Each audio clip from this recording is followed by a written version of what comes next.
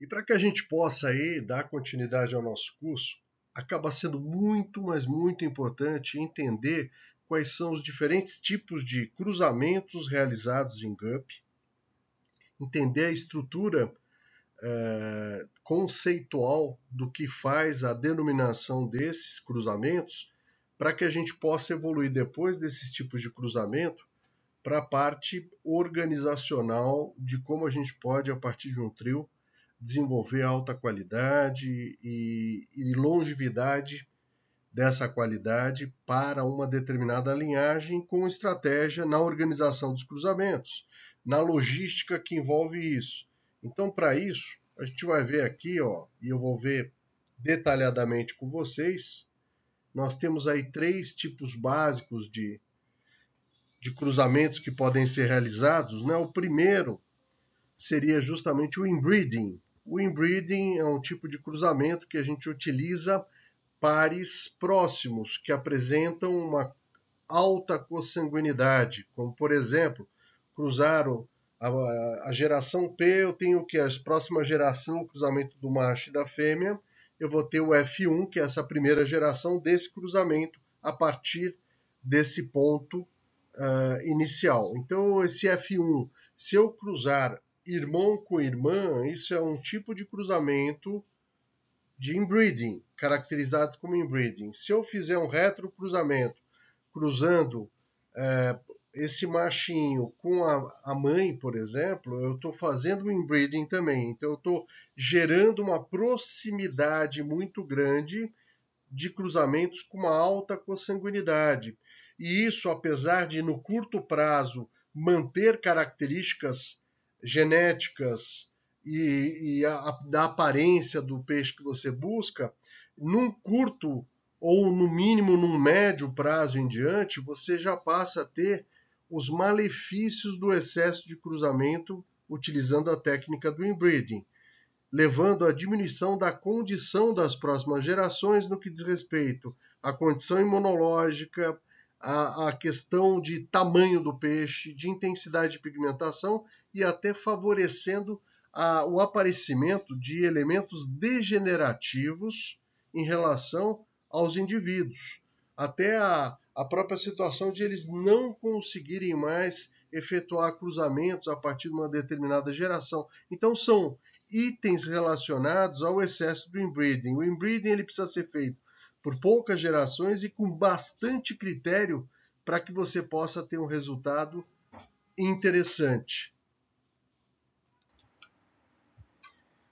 Já no segundo item, a gente tem o line breeding, ou seja, eu vou cruzar indivíduos que fazem parte da mesma linhagem, olha que interessante, mas são de linhas diferentes. Então a gente teria aí, por exemplo, a presença de algum parentesco, porém distante, é primo em segundo grau, é sobrinho contra tio mais distante. Então, esse seria um primeiro entendimento que a bibliografia traz do line breeding. E aí existem também alguns criadores que consideram o line breeding também, quando eu faço o cruzamento de indivíduos da mesma linhagem, mas com procedências genéticas muito distantes. Por exemplo, você pegar um full head de origem europeia e cruzar com um full head de origem asiática. Eles foram compostos com caminhos um pouco diferentes para chegar naquele fenótipo que é comum da linhagem, naquela aparência que é comum da linhagem. Então, alguns consideram isso como um line breeding, só fazendo uma menção, e outros já consideram isso como se fosse um cruzamento, como existe uma ausência de consanguinidade, mesmo que distante, então já considere isso como se fosse um outcross, tá? Então só essa ressalva, independente da terminologia, é importante a gente saber, né? Principalmente quando adquire o peixe, qual a procedência, em que geração ele está, se ele já vem em várias gerações de inbreeding, ou se você está pegando um macho e uma fêmea que vão compor um line breeding, porque eles estão, sob o ponto de vista familiar, um pouco mais distantes. São informações que não só eu tenho que praticar como criador, fazendo a estratégia dos cruzamentos, mas eu tenho também que perguntar para o criador que me vendeu, me cedeu esses indivíduos para que eu possa fazer a criação das matrizes a partir de um trio, que é o nosso tema central, certo? E aí a gente vai para o outcross breeding. O outcross breeding é quando eu faço cruzamentos entre indivíduos que são de fora da linhagem, né? Como eu falei anteriormente, ou muito distantes, sem nenhum parentesco, né? E mais comum tratar o termo outcrossbreeding quando eu tenho linhagens diferentes. E a gente pode utilizar o outcrossbreeding com diferentes objetivos. E eu vou aprofundar essas questões, porque cada item desse eu vou explodir e vou aumentar com materiais gráficos para ficar bem visual, ficar bem didático para você poder entender a diferença desses procedimentos. Mas é como se eu cruzasse, por exemplo, um Moscou Blue com um American Blue. São peixes que têm algum nível de compatibilidade, e aí o F1 eu poder, a partir desse F1, tomar uma decisão de fazer um primeiro cruzamento consanguíneo ou fazer um backcross, que a gente já vai falar, e fortalecer uma das linhagens em questão dentro dessa perspectiva. Então, o outcrossbreeding ele renova a genética, que o pessoal costuma muito dizer renova o sangue, ele renova a carga genética com a configuração genética da sua linha ou da criação de uma nova linha, fazendo com que esse peixe venha forte, porque a gente já falou que o excesso de consanguinidade ele diminui essa força vital do peixe como um todo. Então fica aqui essa primeira visão conceitual desses três níveis distintos aí de organização de cruzamento. E dentro do inbreeding, line breeding e do outcross breeding, eu posso usar um outro procedimento de cruzamento que a gente chama de backcross, certo? Esse procedimento de backcross, ele é subdividido em dois níveis. Ele pode ser o backcross em retrocruzamento e ele pode ser o backcross em linha. Ambos têm o objetivo maior de aumentar a caracterização ou manter a caracterização de um determinado fenótipo dentro de uma linhagem.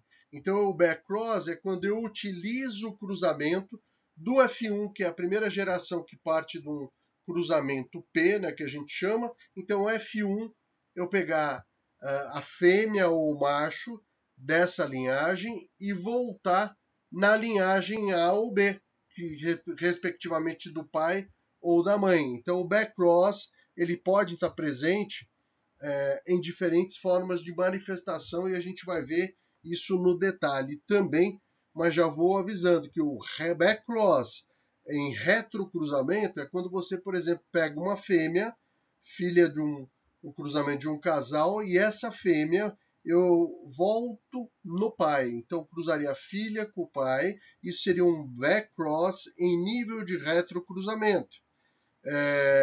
Que não deve ser repetido muitas vezes, como a gente falou, porque ele está dentro da concepção de inbreeding, mas às vezes não tem outra alternativa se não fazer isso. Vamos supor que você conseguiu um casal, perdeu a fêmea, tem só uma ninhada, você vai usar essa fêmea fazendo backcross com o pai e talvez um consanguíneo para abrir outra família e abrir um pouco a linha genética, né? Um exemplo. E você pode ter a possibilidade do backcross em linha, que seria pai e mãe cruzaram, geração P, eu vou para a geração F1, pegar uma fêmea e ao invés de voltar no pai, como eu teria no retrocruzamento, eu vou voltar no irmão do pai ou algum peixe macho daquela linhagem, de alguma forma parente do macho principal do primeiro cruzamento. Então isso faz com que eu melhore a condição de diversificar um pouquinho a carga genética ao se fazer um backcross. Então essa seria uma forma de exemplificar o backcross em linha. E a gente vai aprofundar cada questão dessa aí à frente. Vem comigo que a gente tem bastante coisa interessante para conversar. O curso é longo, mas ele vai dividindo em vários módulos e você vai podendo, de acordo com o seu tempo, curtir aí essas informações, ok? Então vamos lá, olá, vamos falar um pouquinho mais do inbreeding, ok? Vamos dar uma olhada aí em questões relacionadas ao propósito maior da realização do inbreeding, como a gente já começou a falar no slide anterior. E E eu queria dizer, né, você vai usar o inbreeding em circunstâncias que não tenha ainda a possibilidade de ter famílias abertas, né? Ou seja, você ganhou um casal de um amigo ou importou um peixe, né, quando isso era possível, importou um peixe de fora ou comprou um peixe de um grande criador e adquiriu o casal. E geralmente esse casal eles já podem ser irmãos, né? Então eu não posso, e eu preciso saber isso junto ao criador. Eu não posso automaticamente dar sequência a essa linha sem que eu cruze os dois indivíduos que eu adquiri, né? Principalmente se eu não tenho essa linhagem, ou se é uma linhagem muito importante, com uma característica, qualidade genética muito grande. Então, automaticamente, eu vou fazer um inbreeding inicialmente para que eu possa abrir novas linhas. Vamos ver isso num plano gráfico para a gente poder entender melhor essa dinâmica. Eu tenho um macho e uma fêmea que foram adquiridos, ou que eu selecionei para matrizes, e vou ter no cruzamento o nascimento de uma série de indivíduos que caracterizam o que a gente chama de F1, e automaticamente eu vou selecionar dessa linha o melhor macho e a melhor fêmea para fazer um novo cruzamento. Então isso seria o seguinte: eu vou realizar um inbreeding, porque eu estou cruzando irmão com irmão. Isso a gente já conversou, não deve ser uma prática comum, né? Os cruzamentos em linha são mais favoráveis para manter a longevidade e a qualidade da linhagem. Mas eu estou aqui explicando o conceito dessa aplicação. Se eu cruzá-los novamente entre si, né? Esse irmão com essa irmã, que foram selecionados previamente, a partir de um casal de início que você adquiriu, o que vai acontecer? Eu vou naturalmente ter uma nova ninhada, e se eu selecionasse o melhor macho e a melhor fêmea, eu automaticamente, nesse F12, ia fazer um novo cruzamento e seguir para a próxima geração. Quando eu tenho muitas gerações seguidas de cruzamento diretamente consanguíneo, entro naquele estágio que eu falei, de cair ladeira abaixo, aumentar sensivelmente a probabilidade de degeneração da linhagem dos próximos peixes que vêm nas próximas gerações. Por isso que a gente montou esse curso pensando no trio, que é um ponto de partida. Você tem outras formatações de 7 de matrizes, com 5 peixes, com 7, com 4. Então aqui a gente está falando do mínimo, que seria a partir do trio. Porque mesmo que o pai e a mãe sejam irmãos, a partir do cruzamento, que é o pai e as irmãs, né, duas fêmeas e um macho, no caso do trio, eu já consigo abrir duas famílias. Eu vou tratar essa informação, essa perspectiva de organização de cruzamento a partir de um trio mais à frente, quando a gente já tiver dominado todos esses conceitos, essas informações prévias que vão nos dar a condição de prosperar aí dentro do conteúdo e entender ao máximo os procedimentos. Então, a partir de um trio, eu tenho a possibilidade de fazer inbreeding, mas já abrir duas famílias, para que na próxima geração a gente já consiga fazer um cruzamento em linha, ou line breeding, se assim você preferir. Vamos para o segundo tipo de cruzamento, que é o line breeding. Já conceituei anteriormente, agora a gente vai trazer na prática aqui o raciocínio de como a gente pode organizar esse cruzamento de forma estratégica para aproveitar ao máximo da genética desse peixe para as próximas gerações. Então, olha lá, propósito, manter características do fenótipo, que é a aparência, é o que a genética do peixe mostra, né, que você consegue ver desde tamanho, forma, nadadeira da caudal, dorsal, enfim, comportamento, coisas que são apresentáveis e que você consegue notar, né? E ao mesmo tempo, em relação ao inbreeding, por mais que eu tenha alguma proximidade, ela é mais distante, a proximidade sanguínea é mais distante, o que ajuda a reciclar um pouco a carga genética e, ao mesmo tempo, manter as características fenotípicas esperadas, né? Então, vamos pegar aqui um pressuposto de uma linha 1, onde eu tenho um macho e uma fêmea, certo? E que vão ter a sua prole, que é o F1. Vou aqui selecionar os melhores peixes, ok? E, paralelamente, dentro da mesma linhagem, eu vou ter o quê? A linha 2, Aqui tem um macho que não é esse e uma fêmea que não é essa, ou seja, são machos e fêmeas diferentes, que podem ser primos desse, que podem ser até um pouquinho mais distante. E pegar o seguinte, cruzei os dois, vou ter a prole, o F1 da linha de número 2. E aí o que acontece? Para evitar trazer no F2, que é a próxima geração da linha 1, o cruzamento do macho contra a fêmea, com a fêmea daqui, tal qual teria no inbreeding, que eu demonstrei anteriormente, e a mesma coisa aqui, para evitar o inbreeding entre esses dois aqui, o que acontece dentro da proposta do line breeding?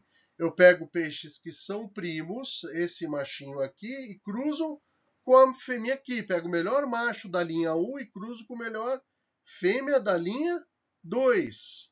E em contrapartida eu posso fazer o contrário, pegar o melhor macho da linha 2 e cruzar com a melhor fêmea da linha 1. E abrir duas novas linhas que não têm uma consanguinidade total, né? Ela tem uma consanguinidade parcial no máximo, favorecendo, né, a reciclagem da carga genética proporcionalmente maior do que se eu fizesse o inbreeding. Então isso passa a ser uma questão muito, mas muito interessante, como a gente vai ver nas próximas telas.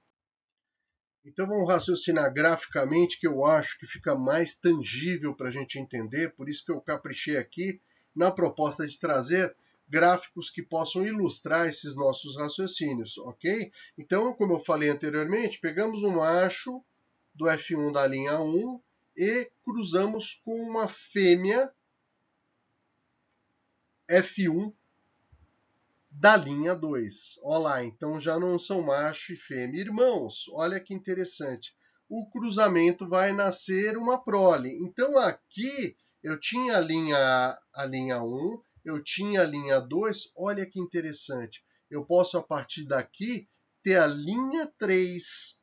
Essa linha 3 que é composta pelo cruzamento desses dois indivíduos. E também poderia ter uma linha 4, olha que interessante na organização, pegando um macho da linha 2, F1 da linha 2, com uma fêmea F1 da linha 1, que é fazer o invertido do que eu fiz aqui. Eu teria uma outra linha paralela, que é a linha de número 4. E para fortalecer linha 1 e linha 2, olha que interessante o que eu posso fazer. Pegar uma fêmea daqui e realizar um backcross com algum outro macho que não seja esse macho da F1, mas algum outro macho da linha 1 e fortalecer as matrizes da linha 1. E ao mesmo tempo eu posso pegar o que? Um macho daqui, dessa recém-gerada linha 3, e levar para cruzar com alguma fêmea da linha 2 sem ser essa fêmea aqui. Então, em ambas situações, eu estou fazendo backcross em linha. E com isso, reciclando também as matrizes da linha 1 e da linha 2. E ao mesmo tempo, poder abrir pelo menos uma linha 3 com esse cruzamento demonstrado, com observação, né?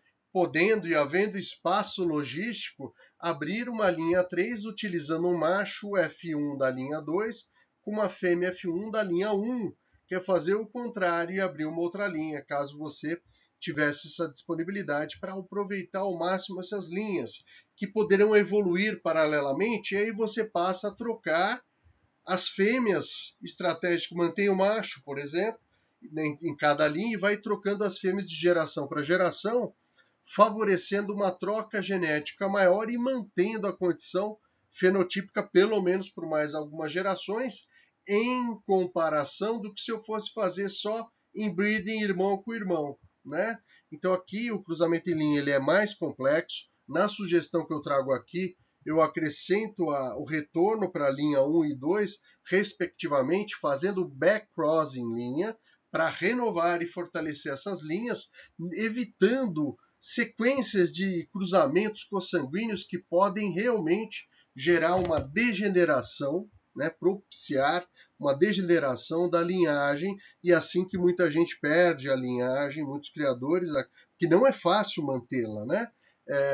E você tem por contrapartida muitos criadores que têm linhas há 4, 5, 10, 15 anos e mantém aquela linha, né? Porque teve uma geometria na organização aí de todo esse plano de cruzamentos. Então, o line breeding ele tem essa característica, tá? De afastar a consanguinidade e usar estrategicamente isso a cada geração, preferencialmente, para manter a característica do cruzamento em linha. Você tem cruzamentos compostos também, né?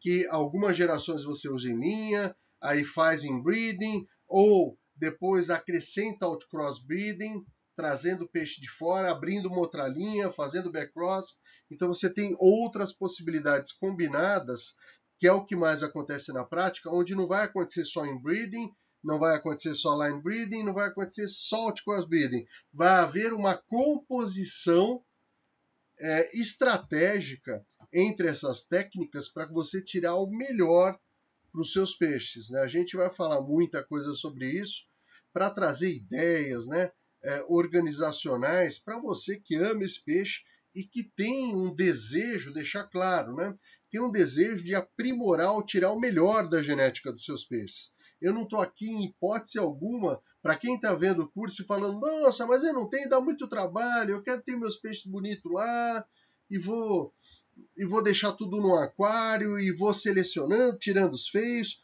Essa é a forma de organização aleatória. Ela pode durar algumas gerações, mas em algum momento, sem essa organização, você pode perder aquela linha, né? Então, não é nenhum critério aqui de separar no sentido de julgar, né?